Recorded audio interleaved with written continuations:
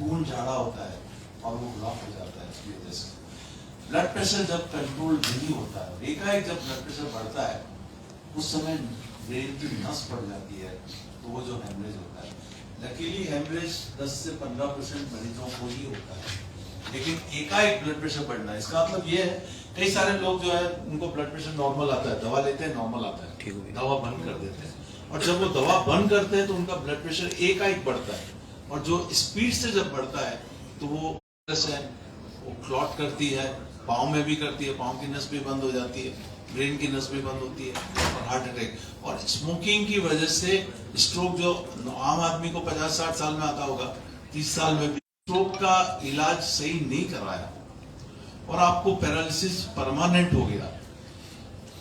हर दिन का physiotherapy, speech therapy, occupation therapy या कॉग्निटिव थेरापी करना पड़ा। एक थेरापी की कॉस्ट हमारे बॉम्बे में तो बहुत महंगा है, 1500 रुपए एक सेशन का लेते हैं वो लोग, एक आदमी। 5000 रुपया रोज का अफोर्ड करना इवन जो मिडिल से ऊपर क्लास है उनको नहीं होता है। तो जो रिहेबिलिटेशन अगर आपको साल भर करना पड़े, 2 साल करना पड़े, तो वो कॉस्ट ज्यादा है compare to the acute treatment में आप रिकवर कर ले, वो कॉस्ट है। और आप काम पे नहीं जाएंगे वो अलग, तो आपकी सैलरी बंद, आपका जॉब गया, तो ये सारी दिक्कतें, फैमिली पे बर्डन आया। तो ये सब देखते हुए एक्यूट ट्रीटमेंट करके उसको तुरंत इलाज करना ज्यादा कॉस्ट से भी। सर ज्यादातर कौन से एज ग्रुप में ब्रेन स्ट्रोक देखने के लिए मिलता है?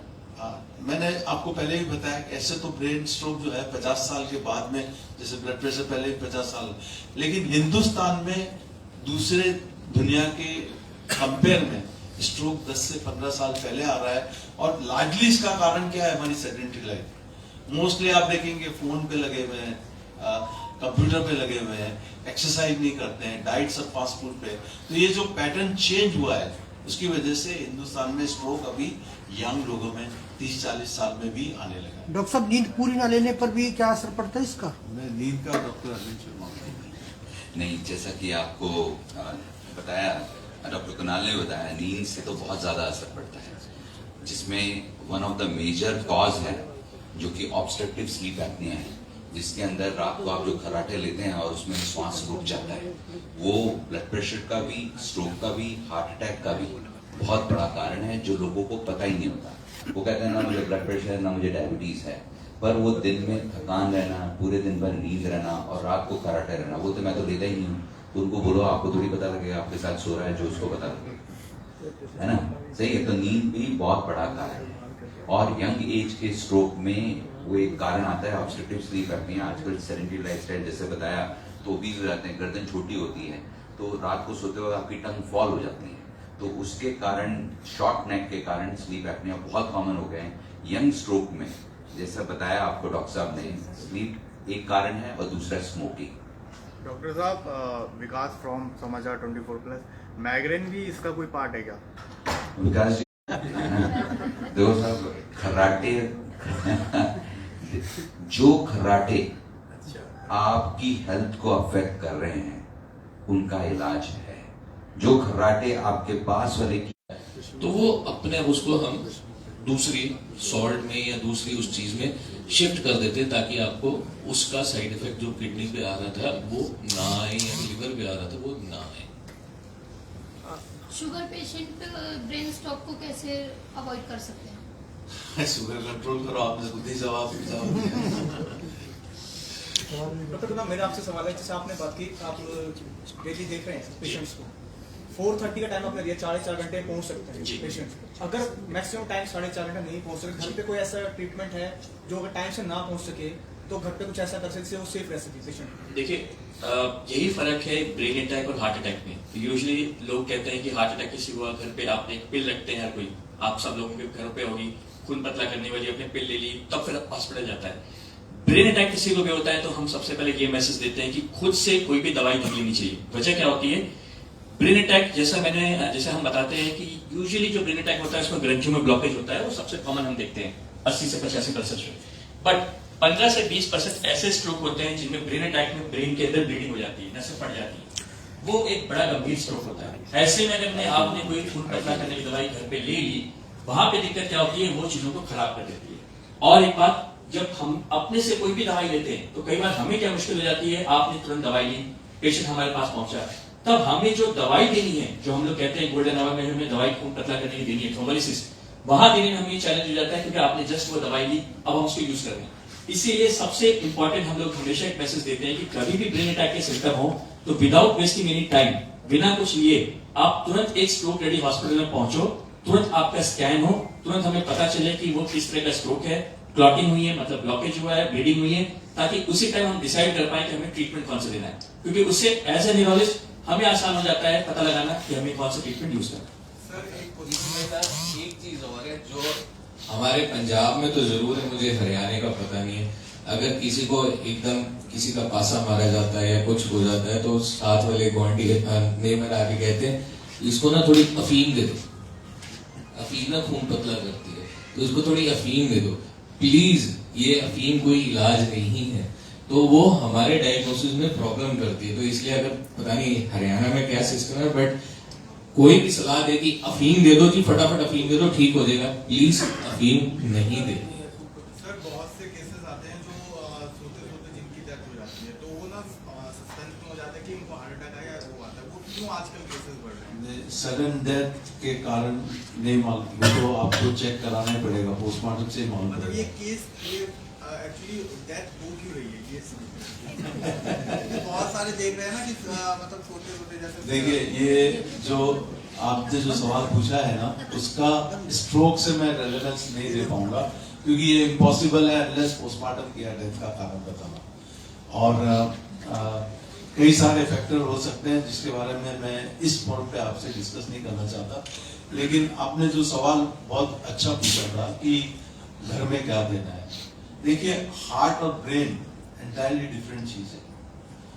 ब्रेन एक ऑर्गन है जो कि बहुत सॉफ्ट है, उसकी ब्लड सप्लाई जो है 3 तरह से जाती है, राइट साइड की राइट कैरोटिड, लेफ्ट साइड की लेफ्ट कैरोटिड और पीछे जो मेजर आर्टरी है दूसरी। बहुत ही जबरदस्त नेटवर्क है, इतना अच्छा नेटवर्क है कि अगर लॉन्ग टर्म में एक आर्टरी बंद भी हो जाए तो दूसरी तरफ से ब्लड चला जाता है। अब आपको कोई भी सिम्टम आया इसका बी फास्ट का, चाहे वो उस समय ऐसा नहीं है कि जैसे हार्ट में आपको चेस्ट पेन हुआ सर्बिट्रेट ले ली, अगर आपका ब्लड प्रेशर भी ज्यादा है तो उस समय अगर आपकी ब्लड प्रेशर की दवा ली आपने और ब्लड प्रेशर कम हुआ तो भी आपको पैरालिसिस बढ़ सकता है। क्या होता है कि ब्रेन में ब्लड पहुंचाना है, जब आपका सर्कुलेशन कम हो रहा है, ऑक्सीजन नहीं जा रही है, तो बॉडी ट्राई करती है ब्लड प्रेशर को बढ़ाने की।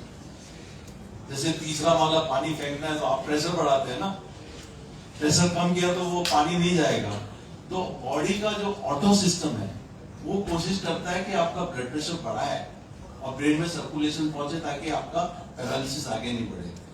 कई सारे पेशेंट मैंने ऐसे देखे हैं जिनका प्राइमरी डॉक्टर ने उनके भले के लिए ब्लड प्रेशर 160 110 है, एक गोली दिया और ब्लड प्रेशर आ गया 120, उनका पैरालिसिस जो 3 पावर थी वो 0 हो गई। इसलिए ये इंपॉर्टेंट है कि आपको इनमें से कोई भी सिम्टम आता है तुरंत हॉस्पिटल जाइए, सीटी स्कैन कराइए, सबसे पहले स्कैन करिए, हेमरेज रूल आउट करिए, ताकि फिर एस्पिरिन थ्रोम्बोलिसिस जो भी देना है वो। ब्रेन अटैक का इलाज घर पे बैठ के आप फोन के ऊपर डॉक्टर से या किसी की सलाह से नहीं ले सकते, या इमरजेंसी है आपको स्ट्रोक रेडी हॉस्पिटल जाना है, ये इम्पोर्टेंट। सर 30 और 40 के बीच में जो स्ट्रोक इसका है, ब्रेन स्ट्रोक का, तो उसकी परसेंटेज टोटल कितना है? देखिए ओवरऑल जो परसेंटेज है स्ट्रोक का उस डे बाय डे बढ़ता जा रहा है, और यंग वाले जो परसेंटेज हैं, अगर हम टोटल परसेंटेज माने कि जो स्ट्रोक के 100% हैं, तो 30 से 40 में जो पहले अगर देखा जाए कि 2 से 3% हुआ करते थे, वो 5 से 10% के अंदर स्ट्रोक के परसेंटेज आ रहे हैं। और ये अपने नेशनल जो सर्वे हुआ था उसके अंदर क्लियर कट देखा गया। अब तो 30 से 40 की बात करें, 20 से 30 के अंदर भी आ रहे हैं, जिनके परसेंटेज भी बहुत हाई हैं, जो कि इलिसिट ड्रग्स ले रहे हैं या फिर अब स्मोकिंग कर रहे हैं। Smoking is the biggest factor for 20 to 30 years of the stroke. मैं आपसे पूछूं, आपने सबने कभी अपनी जिंदगी में ब्लड प्रेशर करवाया है? आपको अपना ब्लड प्रेशर पता है? आपको अपना ब्लड प्रेशर पता है? आपको अपना ब्लड प्रेशर पता है? तो हम ये मानते हैं कि मुझे क्यों होगा के बाद आपको अपना ब्लड प्रेशर पता होना चाहिए। वो ज्यादा होगा कब पता लगे? जब नली फटेगी तभी पता लगे। मुझे तो कुछ नहीं था, मैं तो सिगरेट भी नहीं पीता, मैं तो शराब भी नहीं लेता, मैं तो कैसे मुझे ब्लड प्रेशर हो सकता है? घनश्याम जी हैं, स्ट्रोक से ग्रसित हुए हैं, तो ये आपको अपने बारे में स्ट्रोक कैसे हुआ और क्या ट्रीटमेंट हुआ, कैसे इनका इम्प्रूवमेंट हुआ? हम स्ट्रोक का इलाज करते हैं, वहाँ पे कोड फास्ट एक्टिवेट कर देते हैं।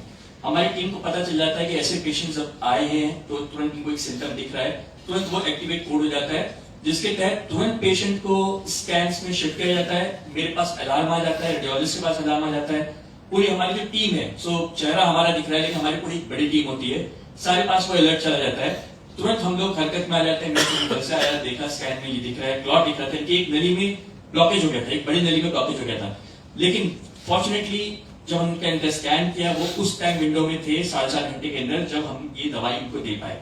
सो आज हम जिसकी बात कर रहे थे, खून पतला करने की दवाई है, क्लॉट बस्टिंग ड्रग, जो बार बार हम बोल रहे हैं, थ्रोम्बोलिसिस, वो दवाई इनको मिल पाई। और इनसे आप पूछ रहे हैं 24 घंटे के अंदर अंदर इनकी सिम्टम्स इतने इंप्रूव हो गए कि अगले दिन 24 घंटे में पूरी तरीके से इनकी आवाज बेटर होगी, चलना फिरना नॉर्मल, जैसे एक हम और आप रूटीन जैसे ये पहले थे वैसे आज वो फिट एकदम हो गए। मैं बहुत आभार करता हूं इनका। ये जो इनके साथ सिम्टम्स हुए, जो इनका ट्रीटमेंट मिला, वो आज उन्होंने ठाना है कि ये जो आज मेरे साथ हुआ है, जो मेरे साथ ट्रीटमेंट मुझे मिला, एटलीस्ट मैं लोगों तक मैसेज दूं ताकि उनको भी कभी भी इन फ्यूचर ऐसी प्रॉब्लम होती है तो तुरंत एक स्ट्रोक रेडी हॉस्पिटल में जाएं और तुरंत कोशिश करें खुद से बोलने की क्या हमें वो दवाई मिल सकती है जिसके तहत हमारा स्ट्रोक का इलाज प्रॉपर तरीके से संभव हो।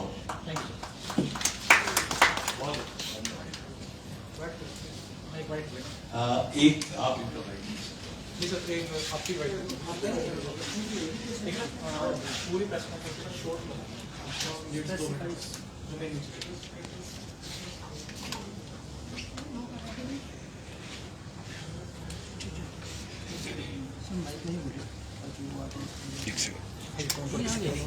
थोड़ा फोन पीछे